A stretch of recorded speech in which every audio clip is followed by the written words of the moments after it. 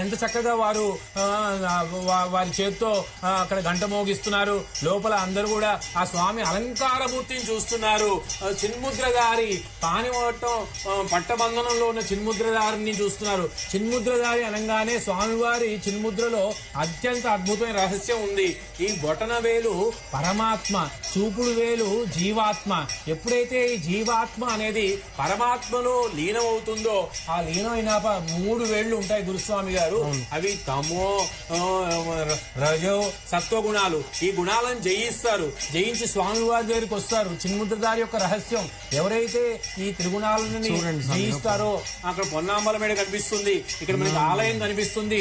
దూరదర్శన్ వాళ్ళు, ప్రసార భారతి వాళ్ళు ఎంత చక్కగా మనకి ఏర్పాట్లు చేశారు చూడండి. ఒక పక్కన దేవాలయం చూపిస్తున్నారు, ఒక పక్కన స్వర్ణాలయం చూపిస్తున్నారు. మకర జ్యోతి శరణమయ్యప్ప, ఓం జ్యోతి స్వరూపనే శరణమయ్యప్ప, స్వామియే శరణమయ్యప్ప. ఎంత దేదీప్యమానంగా కనిపిస్తుంది ఆ జ్యోతి. చూడండి, గుండ్రంగా ఉంది. అలా వచ్చింది. ఆ జ్యోతిని చూడంగానే హృదయం పులకరించిపోతుంది. ఆత్మానందం పొందుతూ ఉంటారు. గంట కొడుతూ ఉంటారు. ఒకసారితో కాదు, 3 సార్లు వస్తుంది. ఆ చూసిన వాళ్ళు దండం పెట్టుకుంటున్నారు. అక్కడ దండం పెట్టుకున్న వాళ్ళు జ్యోతిని చూడడానికి వెళ్లారు. ఇవి చూడండి, స్వామియే శరణమయ్యప్ప, హరిహరసుతనే శరణమయ్యప్ప, ఆపద్బాంధవనే శరణమయ్యప్ప, అనాథరక్షణే శరణమయ్యప్ప, జ్యోతి స్వరూపనే శరణమయ్యప్ప. గురుస్వామి గారు అక్కడ జ్యోతి, మకర విలక్కు జ్యోతి, ఆ దీపం కనిపిస్తుంది మనకి. అక్కడ స్వామివారు పందలరాజుకి అభయం ఇచ్చారు. నేను ప్రతి సంవత్సరం మకర సంక్రాంతి నాడు మీకు జ్యోతి రూపంలో కనిపిస్తా అన్నారు. ఆ నక్షత్ర రూపంలో కనిపిస్తా అన్నారు. ఇవాళ మకర నక్షత్రం కనిపిస్తూ ఉంటుంది. స్వామివారు మకర నక్షత్ర రూపంలో ఆయన శరణమయ్యప్ప, హరిహరసుతనే శరణమయ్యప్ప, శరణమయ్యప్ప. ముమ్మార్లు చూడండి. ఆ నక్షత్ర సమూహంలో స్వామివారు నక్షత్ర రూపంలో కూడా దర్శనమిస్తూ ఉంటారు. ఆయన జన్మ నక్షత్రం ఉత్తరా నక్షత్రం. ఆ ఉత్తరా నక్షత్ర రూపంలో స్వామివారు ముమ్మార్లు జ్యోతి స్వరూపంలో ఇచ్చారు. చూడండి, అందరూ ఎంతో ఆనందంతో లోపల నుంచి వచ్చి ఆ శంఖంలో నీళ్లు అందరి మీద చల్లుతున్నారు, ప్రోక్షణ చేస్తున్నారు. ఆ శంఖంలో నీళ్లు, ఆ నీళ్లు పడంగానే అందరి శరీరంలో ఒక అద్భుతమైన ఆనందం పొందుతూ ఉంటుంది. స్వామి గారు ఉత్తేజం వస్తుంది. అందరూ కూడా ఈ విధుల్ని, ఈ కార్యక్రమాల్ని చక్కగా నిర్వర్తించారు. ఆనందం. అక్కడ మురారి మోహన్ గారు కనిపించారు మనకి, అరుణ్ గురుస్వామి గారు కనిపించారు. అక్కడ ఎంతో మంది ప్రముఖులు ఉన్నారు. సినీ రంగం నుంచి వచ్చారు, పోలీస్ శాఖ నుంచి వచ్చారు, కలెక్టర్లు వచ్చారు. అందరూ కూడా వస్తూ ఉంటారు. ఈ కేరళ ప్రభుత్వం ఎంతో అద్భుతమైన ఈ సంవత్సరం ఏర్పాట్లు చేసింది అంటే కేరళ రాష్ట్రంతో, అక్కడ ఉన్న ప్రభుత్వంతో మిగతా ప్రభుత్వాలు కూడా వాళ్ళతో కలిసి మాట్లాడి సంప్రదించి భక్తులకి అసౌకర్యం కలగకుండా రవాణా సిబ్బందిని, విద్యుత్ శాఖని, నీటిపారుదల శాఖని, పారిశుద్ధ్య శాఖని, అటవీ శాఖని, పోలీస్ సిబ్బంది శాఖని, ఎంతో మంది స్వచ్ఛంద సంస్థల్ని, అన్నదాన సంస్థల్ని అందరితో సంప్రదింపులు చేశారు. అక్కడ అన్నదానాలు జరుగుతూ ఉంటాయి, నీలకల్లో జరుగుతూ ఉంటాయి. మన అఖిల భారత అయ్యప్ప సేవా సంఘం వాళ్ళు నీలకల్లో అన్నదానం చేస్తున్నారు. వాళ్ళ పెద్ద పాదంలో అన్నదానాలు జరుగుతున్నాయి, ఎరిమెల్లో అన్నదానాలు జరుగుతున్నాయి. భాగ్యనగర్ అయ్యప్ప సేవా సమితి వాళ్ళేమో నీలకల్లో చేస్తున్నారు. మన భాగ్యనగర్ అయ్యప్ప సేవా సంఘం వాళ్ళు ఇక్కడ చేస్తున్నారు. ఎంతో మంది ఈ రాజకీయ నాయకుల్లో కూడా ఎంతో మంది అయ్యప్ప మాల వేసుకుంటారు. దేవుడు అంటే ఎవరికి ఇష్టం ఉండదండి గురుస్వామి గారు? ప్రతి ఒక్కరికి దేవుడు అంటే ఇష్టం ఉంటుంది.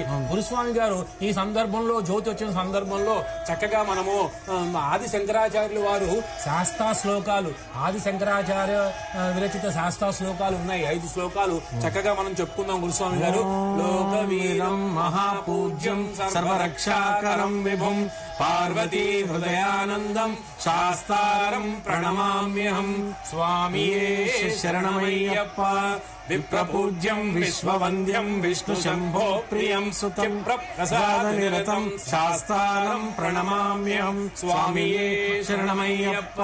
మత్త మాతంగ గమనం కారుణ్యామృతపూరితం సర్వ విఘ్నహరం దేవం శాస్త్రారం ప్రణమామ్యహం, స్వామియే శరణమయ్యప్ప. అస్మత్కులేశ్వరం దేవం అస్మత్ శత్రు వినాశనం అస్మదిష్టప్రదాతారం శాస్త్రారం ప్రణమామ్యహం, స్వామియే. ఎదురు చూస్తున్నటువంటి కళ్ళార్పకుండా 1000 కళ్ళతో ఒక్క క్షణం కళ్ళు మూస్తే మళ్ళీ జ్యోతి దర్శనం మాకు కనబడదేమో అనే ఆతృతతో ప్రతి ఒక్కరు కూడా స్వామి యొక్క నామ సంకీర్తన చేస్తూ, చాలామంది ఈ జ్యోతి వచ్చే సమయంలో మనం చూస్తాం గురువు గారు, వాళ్ళ దగ్గర ఉన్నటువంటి వాళ్ళు తీసుకెళ్ళినటువంటి దాంట్లో కర్పూరం తీసుకొని వారి దగ్గర ఉన్నటువంటి ఏకహారతిలో స్వామికి కర్పూరాన్ని ఇచ్చి ఆ జ్యోతి వచ్చిన సమయంలో వాళ్ళందరూ కూడా కర్పూర హారతిని ఇచ్చేటువంటి దృశ్యాలని మనం ఇంతకు ముందు కూడా చూసాం. చూడండి వాతావరణం చూడండి గురుస్వామి గారు ఎంత ఆహ్లాదంగా ఉందంటే మనసుని రంజింపజేస్తుంది. అక్కడ కొండలు ఆకాశాన్ని అంటుకుని ఉన్నాయి. ప్రకృతి ఎంత రమణీయంగా ఉంది. చల్లని గాలులు వీస్తున్నాయి. ఎత్తైన వృక్షాలు ఉన్నాయి. ఎంతో మంది సేవకులు, భక్తులు, సాధకులు శబరిమలకు వచ్చి ఉన్నారు. వాళ్ళందరూ కూడా స్వామివారి దర్శనం చేసుకోవడానికి, జ్యోతి దర్శనం చేసుకుని స్వామివారిని ఆభరణాల మీద దర్శనం చేసుకోవడానికి అక్కడికి వచ్చి ఉన్నారు. చూడండి, ఇందాక అశ్వత్థ వృక్షం కనిపిస్తుంది. అశ్వత్థ వృక్షంలో ఒక గొప్ప విశేషం ఉంది. ఒక శ్లోకం చెప్పుకుందాము. మూలతో బ్రహ్మరూపాయ, మధ్యతో విష్ణురూపిణి, అగ్రత శివరూపాయ, వృక్షరాజాయతే నమః. అటువంటి అశ్వత్థ వృక్షం ఎంత గొప్పదంటే రావి చెట్టు ఆ స్వామివారి సన్నిధానంలో ఉండి శబరిమల ఆలయం ఇప్పటికే వేలాది మందితో అయ్యప్ప భక్తులతో అయితే నిండిపోయింది. కాసేపట్లో కూడా మకర జ్యోతి దర్శనం ఇవ్వనుంది. ఎదురుగా ఉన్నటువంటి పొన్నంబలమేడు కొండపైన అయితే మాత్రం కొన్ని క్షణాల పాటు కనిపించేటువంటి మకర జ్యోతి దర్శనం కోసం అయితే మాత్రం ఉదయం నుంచి కూడా అయ్యప్ప స్వామి భక్తులు అయితే క్యూ లైన్లు అయితే వేచి ఉన్నారు. ఆ ముద్ర టెంకాయని, ఆ నెయ్యి లేని టెంకాయ, అది మామూలు ఒక కట్టె లాంటి శరీరం అది. అటువంటి టెంకాయని తీసుకెళ్లి ఆ హోమగుండంలో వేస్తారు. అంటే ఆత్మని పరమాత్మలో లీనం చేశారు. ఈ దేహం అనే టెంకాయని హోమగుండంలో వేసేశారు. అక్కడ ఆ యాత్ర చేసిన తర్వాత పొన్నంబలమేడు పైన అయితే మాత్రం ఇప్పటికే ఒక మకర జ్యోతి దర్శనం అయితే చేసుకునేటువంటి భక్తులందరూ కూడా ఒక పునీత పావనమైనటువంటి సందర్భం అయితే ఇప్పుడు కనిపించింది.